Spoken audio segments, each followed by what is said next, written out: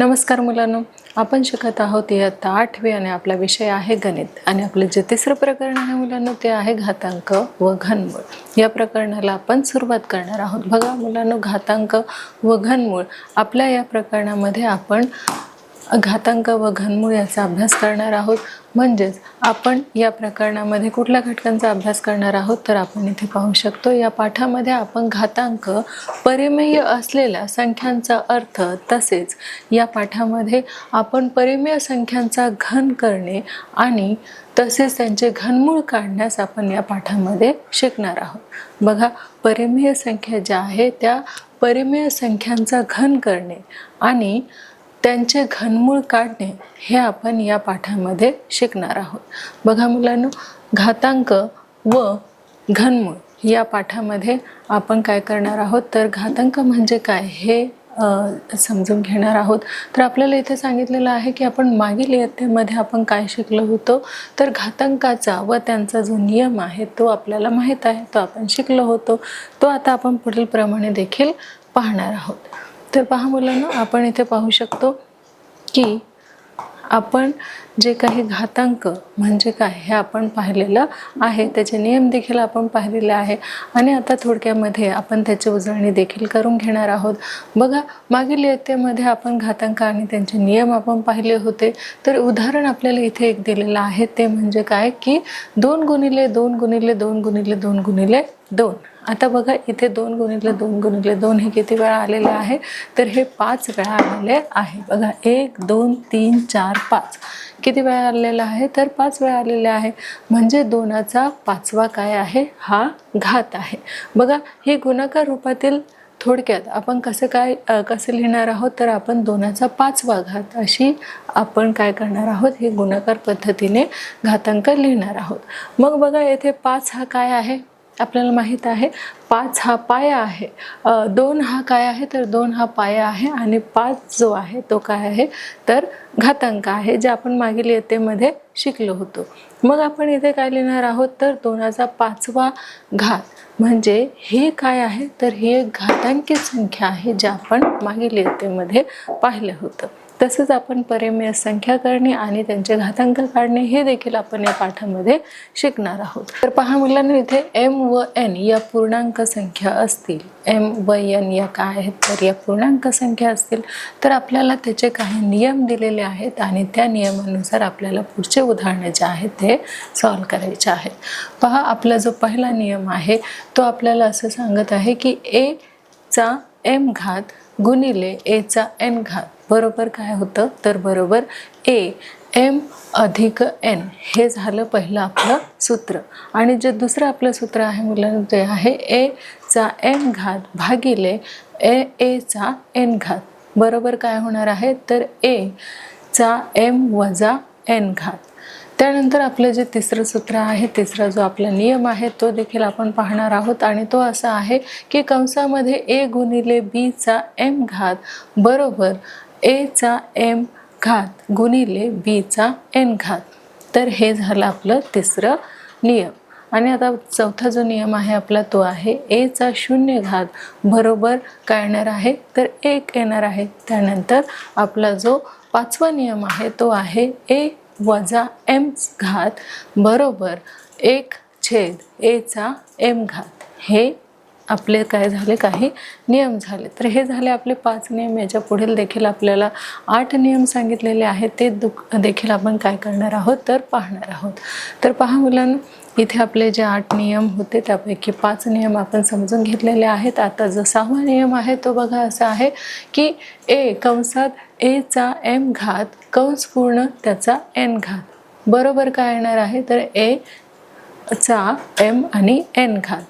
त्यानंतर जो 7वा आपला नियम आहे त्यामध्ये असं सांगितलेलं आहे की कंसामध्ये a छेद b चा m घात बरोबर a चा m घात छेद b चा n घात। हा झाला आपला 7वा नियम। आणि आता आपला 8वा जो नियम आहे तो असा आहे की a छेद b कंस पूर्ण त्याचा वजा m घात बरोबर b छेद n कंस पूर्ण त्याचा m घात। आता इथे आपल्याला गुणाकार व्यस्तेचं देखील काय समजत आहे तर जो गुणाकार व्यस्त आहे तो इथे आपण केलेला आहे।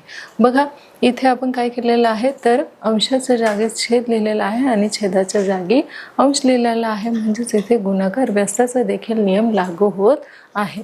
आता ह्याचप्रमाणे आपण या आधारेच या काही दिलेल्या नियमांच्या आधारेच आपण काय करायचं आहे की आपल्याला जे काही एक्झाम्पल दिले जातील ते आपण इथे सॉल्व करायचे आहेत. तर बघा इथे काही आपल्याला एक्झाम्पल दिलेले आहेत आणि ते आपण इथे सॉल्व करून घेतलेले आहेत. आपला जो पहिला उदाहरण आपल्याला दिलेलं आहे ते बघा काय आहे की 3चा 5वा घात गुणिले 3चा वर्ग. तसेच बरोबर काय येणार आहे 3 आणि 5 आणि 2 किती होतात तर 7. मग 3चा 7वा हा काय आहे घातांक आहे. मग दुसरा आपण बघा दुसऱ्या नियमानुसार सॉल्व केलेला आहे. तर 3चा 7वा घात भागिले 3चा 9वा घात बरोबर 9मधून आपल्याला 3 काय करायचे आहे वजा करायचे आहेत. 9मधून जर 7 आपण मायनस केले तर किती होणार आहे 2. म्हणून 3 वजा 2 हा काय आहे तर 3 वजा 2 हा त्याचा 3चा घातांक आहे. मग तिसऱ्या नियमानुसार आपण तिसरं उदाहरण जे आहे ते देखील आपण इथे सॉल्व करून घेतलेलं आहे. पहा कंसामध्ये 3चा 4था घात कंस पूर्ण 5वा घात बरोबर हे आपण कसे लिहिणार आहोत तर 4 पंचे 20 म्हणजे 3चा 20वा घात. आता 5वं जे एक्झाम्पल आहे ते देखील आपण इथे सॉल्व करून घेतलेलं आहे. बघा 5 वजा 3 बरोबर 1/5चा घन म्हणजेच 5चा 3रा घात. आता जे 5वं एक्झाम्पल आहे ते देखील आपण नियमानुसार इथे घेतलेलं आहे की 5चा काय आहे 0वा घात आहे बरोबर 1. त्यानंतर 6वा आहे 5चा पहिला घात बरोबर 5. तर हे आपण काही उदाहरणं जे आहे नियमानुसार आपण इथे सॉल्व करून घेतलेले आहेत. त्याप्रमाणे आणखी देखील जे उदाहरण आहे ते देखील आपल्याला इथे सांगितलेले आहेत जे आपण इथे सॉल्व करून घेणार आहोत. तर पहा मुलांनो जे आपल्या नियमानुसार जे दुसरं आपल्याला 7वे जे एक्झाम्पल सांगितलेलं आहे ते बघा कंसामध्ये 5 गुणिले 7चा वर्ग बरोबर 5चा देखील वर्ग आहे गुणिले 7चा देखील वर्ग. मग जे पुढचं एक्झाम्पल आहे ते आपलं असं आहे की कंसामध्ये 5/7 कंस पूर्ण त्याचा घातांक किती येणार आहे 3 बरोबर 5चा घन आणि 7चा घन 5 घन छेद 7 घन. मग जे आपलं शेवटचं नियम आहे त्या नियमानुसार आपण देखील एक्झाम्पल सॉल्व केलेलं आहे. ते आहे कंसामध्ये 5/7 कंस पूर्ण त्याचा वजा 3 हा काय आहे घातांक आहे बरोबर इथे गुणाकार व्यस्त आपण केलेला आहे. अंशाच्या जागी छेद आणि छेदाच्या जागी अंश आपण इथे घेतलेला आहे म्हणून 7/5 कंस पूर्ण त्याचा घातांक 3रा घातांक हे आपण घेतलेलं आहे. पुढचे काही एक्झाम्पल आपल्याला दिलेले आहे आणि त्या एक्झाम्पल देखील आपण काय करणार आहोत तर सॉल्व करून घेणार आहोत. तर पाहूया मुलांनो इथे संख्येचा घातांक काय आहे तर 1/n या रूपातील परिमेय संख्या असेल अशा संख्यांचा अर्थ आपल्याला इथे समजून घ्यायचा आहे. बघा संख्येचा घातांक काय आहे तर 1/2 1/3 1/5 बरोबर अशा एवढ्या संख्या की 1/n येईपर्यंत एवढ्या संख्या. मग या रूपातील परिमेय संख्या असेल तर त्या संख्याचा आपण इथे अर्थ पाहून घेणार आहोत. बघा एखाद्या संख्येचा वर्ग दाखवण्यासाठी तिचा घातांक आपण कसा लिहितो तर 2 असा जो आहे तो आपण घातांक लिहितो. मग 2 लिहितात आणि संख्येचा जो वर्गमूळ आहे तो दाखवण्यासाठी आपण वर्गमूळ कसा लिहितो तर 1/2 असा आपण त्याचं वर्गमूळ लिहितो. आता हेच परिमेय संख्येचं जर दाखवायचं झालं तर मग ते आपण कसं लिहिणार आहोत ते देखील आपण इथे पाहून घेणार आहोत. बघा 25चे वर्गमूळ. आता वर्गमूळाचे चिन्ह कसे आहे तर हे आहे वर्गमूळाचे चिन्ह.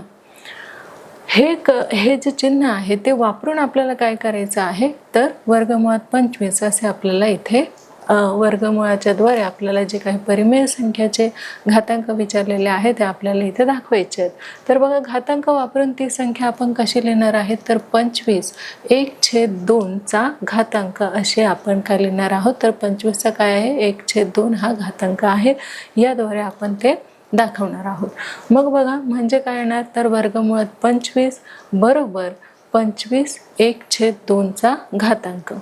मग साधारणपणे ए संख्येचा वर्ग काय आहे ए वर्ग आहे असं लिहितात. तर ए चे वर्गमूळ कसे लिहिणार आहोत तर 2 वर्गमुळात ए असे किंवा वर्गमुळात ए किंवा ए 1/2 घातांक अशा संख्या ज्या आहेत त्या आपण अशा प्रकारे परिमेय संख्या दाखवणार आहोत. तर ह्या काही नियमानुसार आपण काय करणार आहोत, या ज्या संख्या आहेत त्या आपण इथे दाखवणार आहोत. तर बघा, साधारणपणे ए संख्येचा जो वर्गमूळ आहे तो काय आहे, ए वर्ग. आता ए संख्येचा वर्गमूळ आपण कसं दाखवणार आहोत, तर तो ए वर्ग असा दाखवणार आहोत. मग ए चे वर्गमूळ कंसामध्ये काय दाखवणार आहोत, तर वर्गमूळामध्ये ए असे आपण दाखवणार आहोत. त्यानुसार वर्गमुळात ए किंवा ए 1/2 घातांक असे आपण काय करणार आहोत, ह्या ज्या संख्या आहेत त्या लिहिणार आहोत.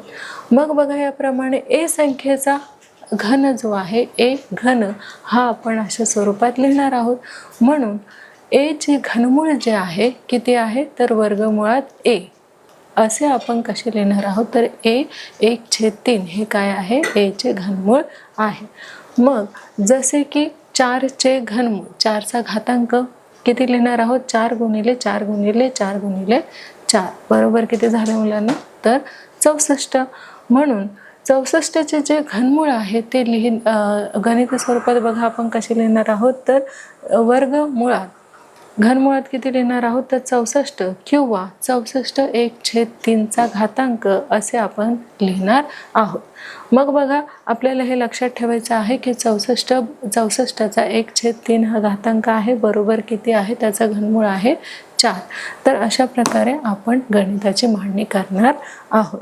तर बघा मुलांनो, काही जे एक्झाम्पल आहे ते आपल्याला पुढील पद्धतीने देखील मांडता येईल.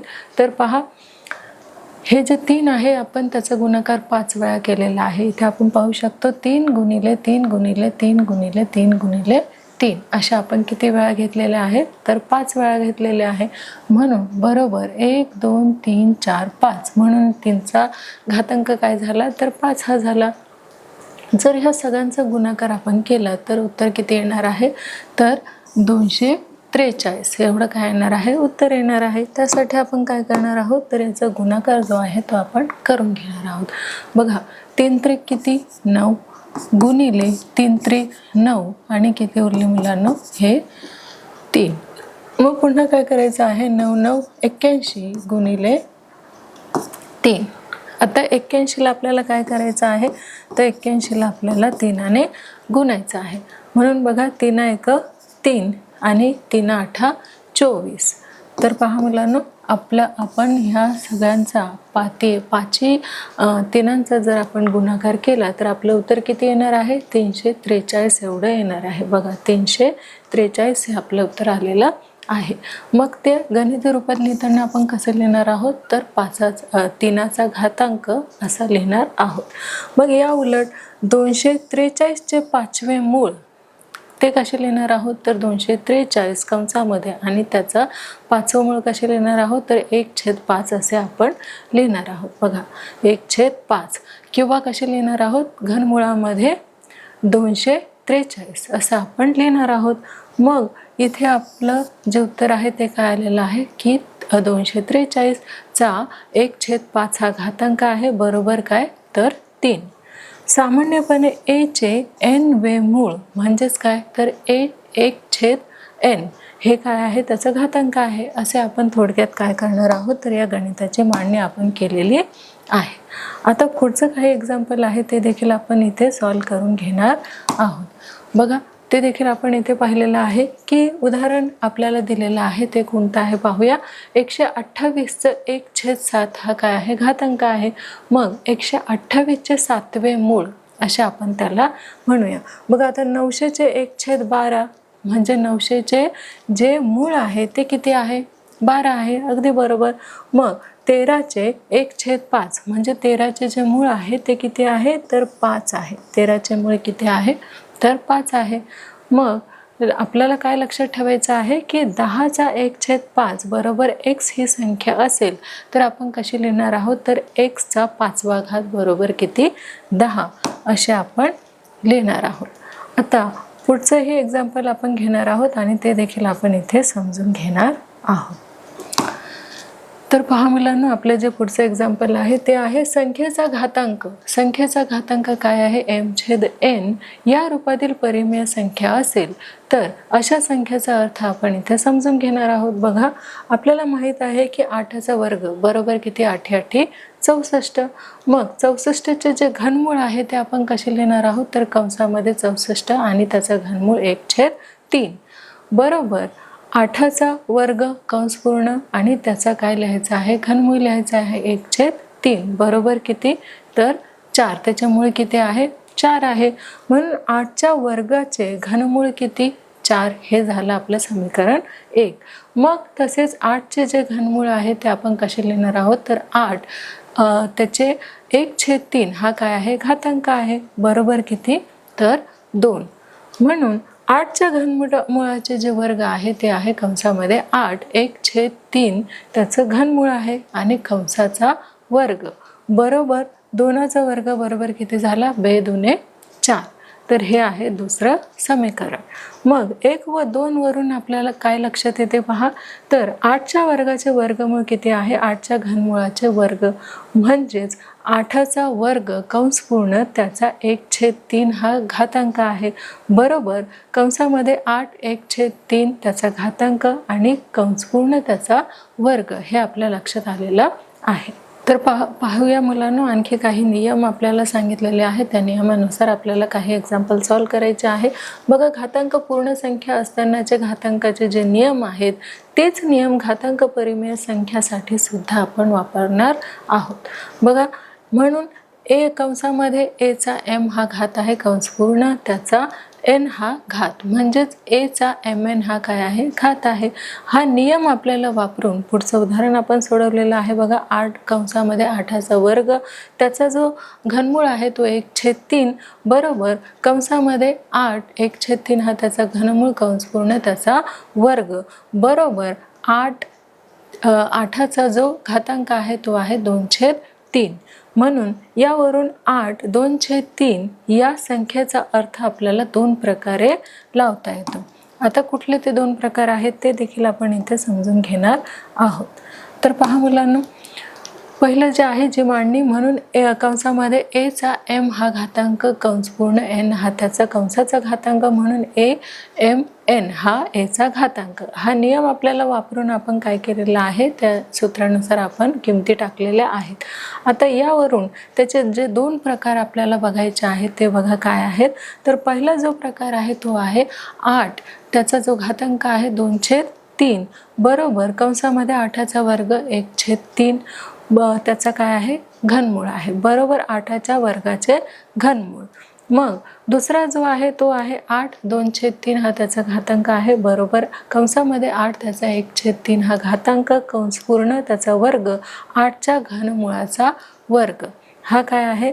8च्या घनमुळाचा वर्ग आहे. हे 2 नियम आपण काय केलेले आहे? पाहिलेले आहेत आणि उदाहरण सुद्धा आपण सोडून घेतलेलं आहे.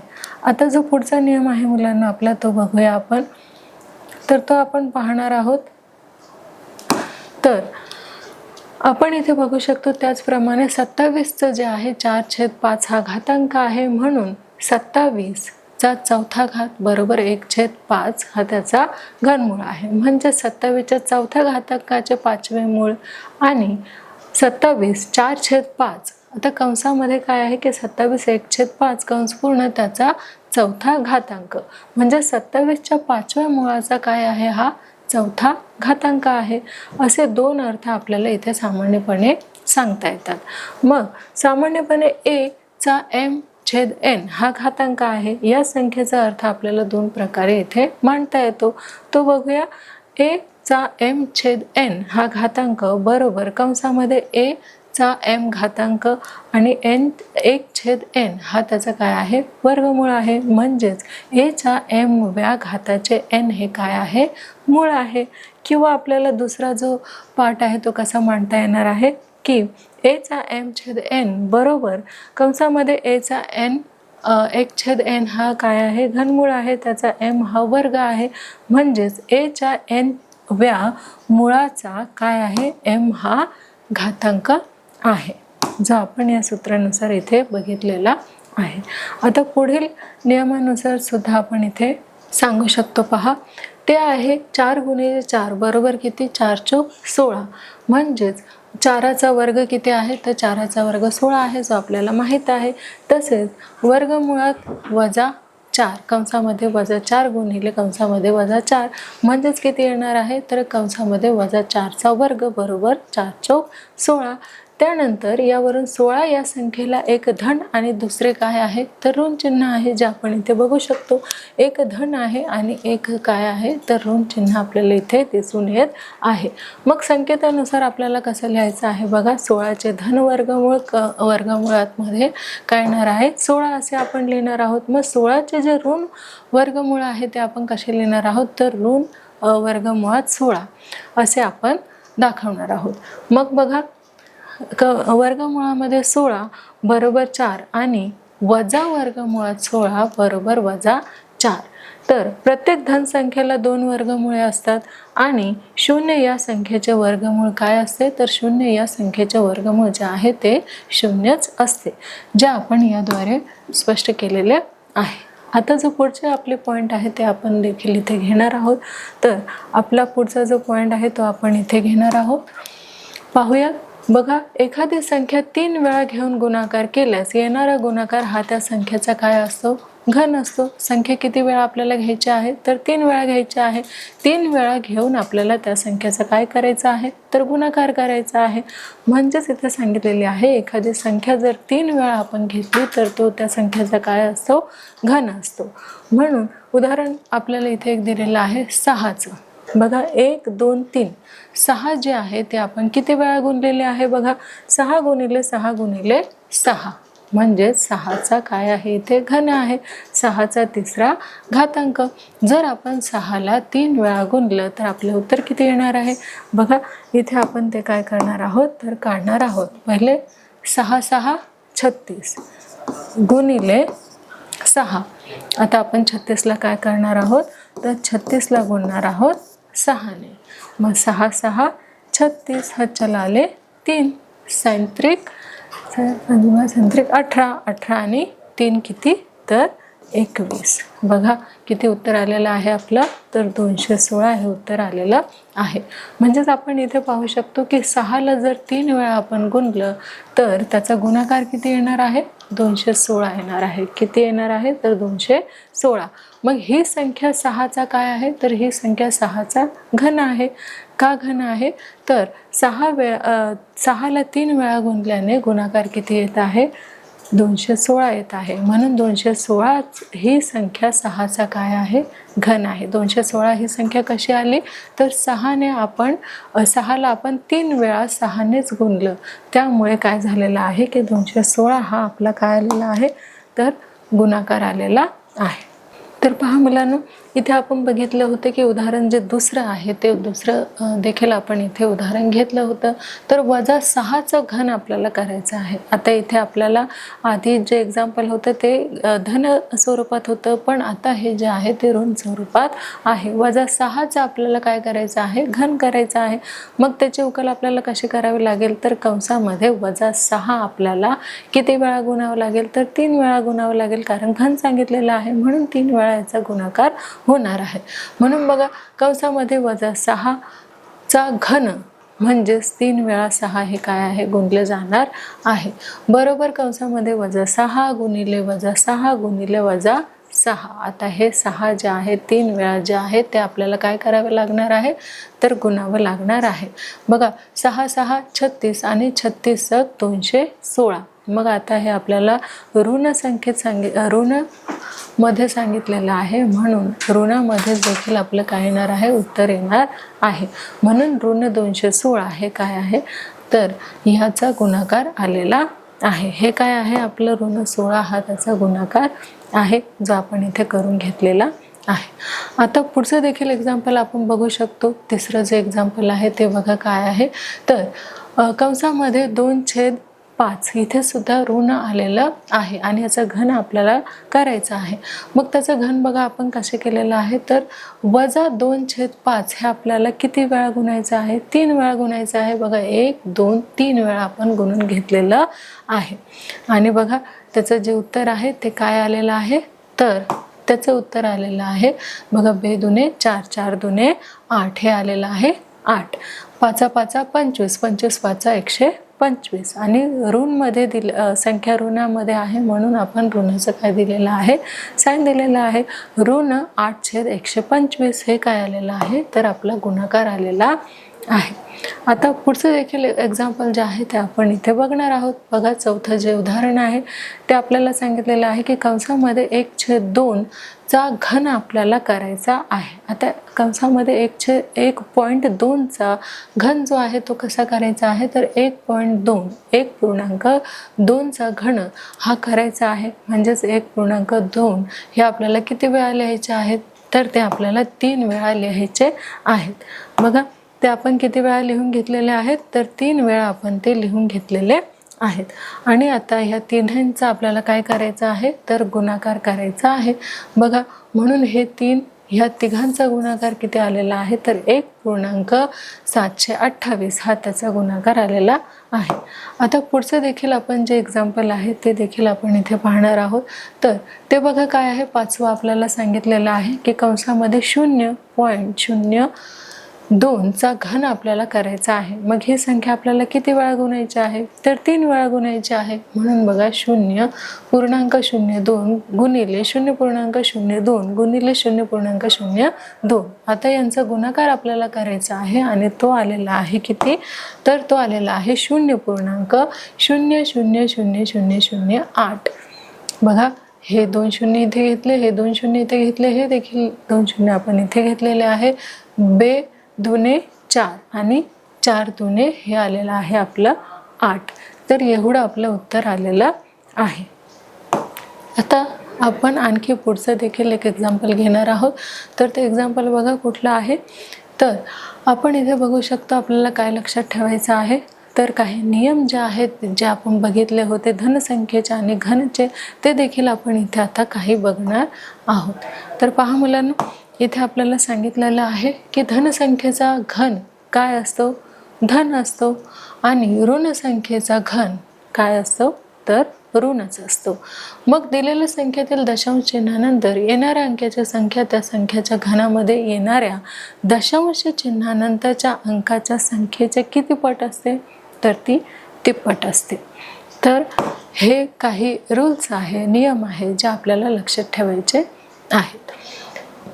तर पहा मुलांनो, आता आपण घनमूळ काढणे हे देखील शिकणार आहोत. बघा घनमूळ हे कसे काढायचे आहे, तर दिलेल्या संख्येचे मूळ अवयव पद्धतीने वर्गमूळ कसे काढायचे हे आपण पाहिलेले आहे.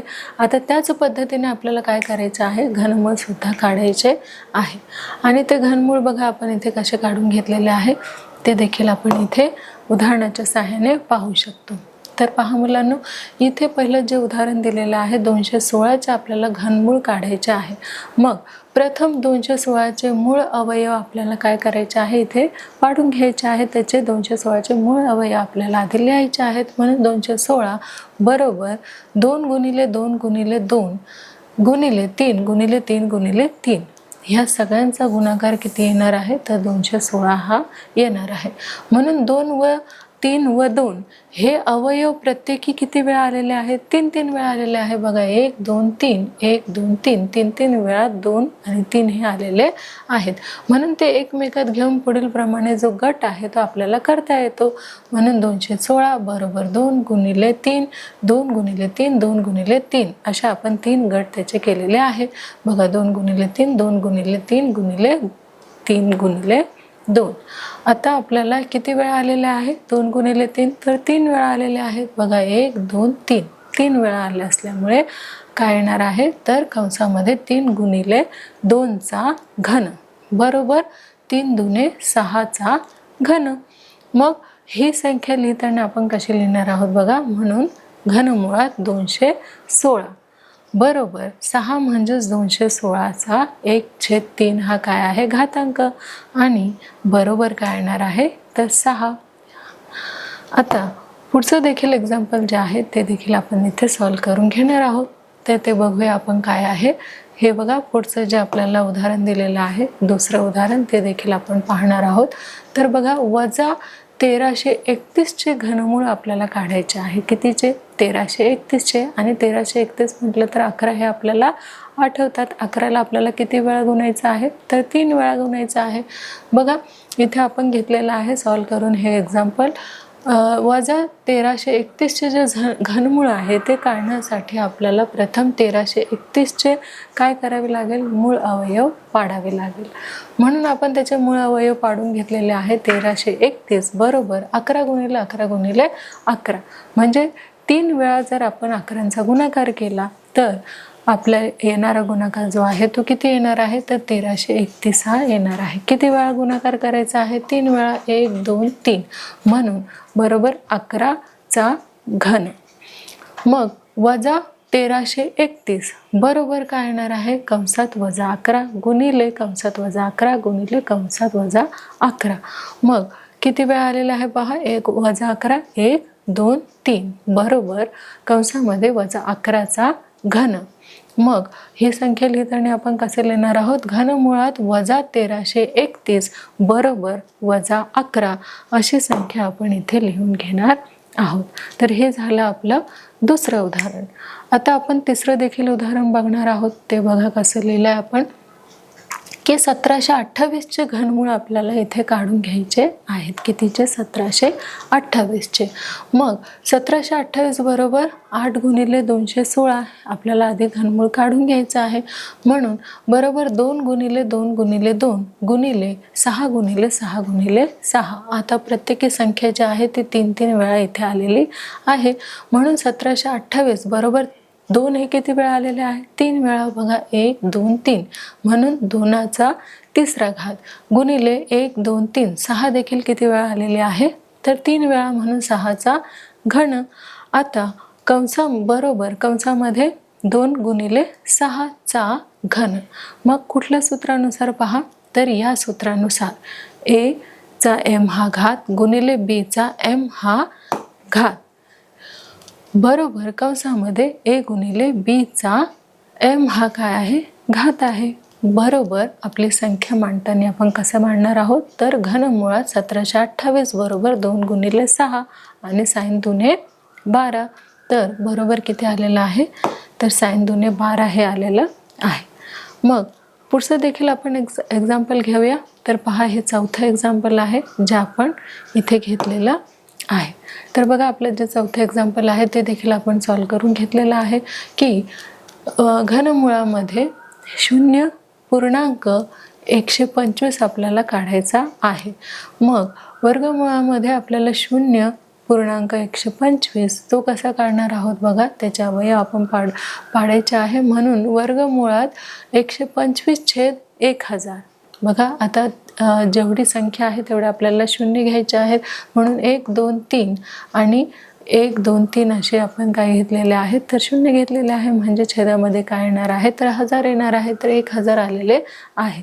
बरोबर वर्गमुळात 125 छेद घनमुळात किती? तर 1000 बरोबर आपण कुठल्या सूत्राचा वापर केलेला आहे? तर a छेद b चा m हा घात आहे बरोबर a चा m घात छेद b चा n घात. म्हणून घनमुळात 5चा घन 5चा घन 5 5 25 आणि 25 5 किती मुलांना? 125. तर 125चा जो घनमूळ आहे तो किती आहे? 5 आहे. म्हणून आपण वर्गमुळात किती घेतलेला आहे? 5चा घन. त्यानंतर छेदामध्ये 10चा, आता 100चा काय आहे घनमूळ? तर तो 10 आहे. म्हणून आपण इथे काय घेतलेलं आहे? तर वर्गमुळात 10चा घन घेतलेला आहे. 10ला जर आपण 3 वेळा गुणलं तर त्याचा गुणाकार किती येणार आहे? तर 1000 येणार आहे. हे कुठल्या सूत्रानुसार आहे पहा? कंसामध्ये a चा m हा घात आणि 1/m हा त्याचा काय आहे? घनमूळ आहे बरोबर किती? तर a. त्यानंतर बरोबर बघा 5/10 आणि जर आपण 5 आणि 10ला गुणलं तर काय येणार आहे? बघा 0.5. हे काय आहे? आपल्या चौथ्या उदाहरणाचं राईट आन्सर आलेलं आहे. आता पुढचं जे एक्झाम्पल आहे ते देखील आपण घेणार आहोत. तर पहा आपलं जे 5वं उदाहरण आहे ते आपण इथे घेतलेलं आहे की 8000चे घनमूळ आपल्याला काढायचे आहे. म्हणून 8000 बरोबर 8 गुणिले 1000 बरोबर 2 गुणिले 2 गुणिले 2 3 वेळा आपण घेतले. 10 गुणिले 10 गुणिले 10 3 वेळा आपण ही संख्या घेतलेली आहे. याचा आपण गुणाकार केला तर किती येणार आहे 1000 आणि या तिघांचा गुणाकार केल्यावरती 8 येणार आहे.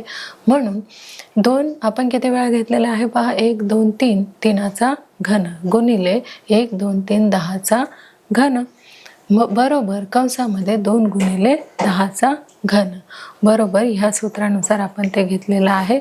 ए चा एम हा काय आहे घातांक आहे गुणिले बी चा एन घातांक आहे बरोबर ए गुणिले बी चा एम हा घातांक. त्या सूत्रानुसार आपण घेतलेला आहे.